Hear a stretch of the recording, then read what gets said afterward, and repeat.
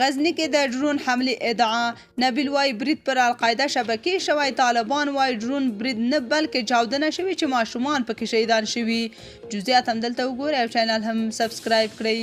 د افغانستان د ملي امنیت پخوانی رئیس رحمت الله نبیل وای چې د غزني په ګیرو ولسوالۍ کې د بي پیلوټ الوتکې په برید کې د هند په نیمه وچه کې د القاعده غړي په نښه شوي دي هغه زیاته کړه چې برید د پاکستان له یوې اډې څخه شوی دی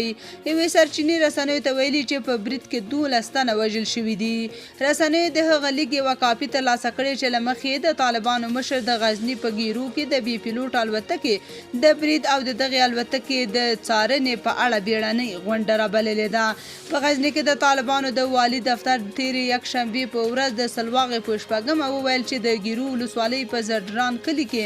د پخواني شوروي له یرغل څخه د پاتې ماین د چاودنې له امله 15 ښځې او 4 ماشومان وژل شوي دي خو سرچینې رسنیو سره په خبرو کې د طالبانو دغه څرګندونې رد کړې او ویلي دي چې دا پیښه د بي پیلوټ الوتکې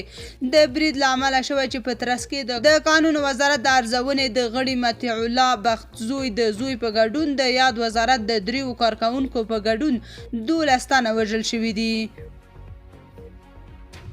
رحمت الله نبیل د دې خبر له خپرېدو وروسته په ایکس پاڼه لیکلي چې د برید هدف د هند په نیمه وچه کې د القاعدې ډلې غړي و چې په پاکستان هند بنګلادیش او میانمار کې د اسلامي خلافت د جوړولو لپاره له دغو هیوادونو سره په جګړه بوخت دي نوموړی زیاتوي هغه بي پیلوټ الوتکه چې دا برید یې کړی د پاکستان له یوې اډې څخه الوتنه کړې ده خو طالب فعالانو بیا ویلي چې هیڅ ډرون برید نه دی شوی بلکې ماین چاودلی چې له امله یې ماشومان شهیدان شوي تښتېدلي پخواني چارواکي غواړي په داسې ادعاو پر اسلامي امارت د نیوکو لپاره پلمه پیدا کړي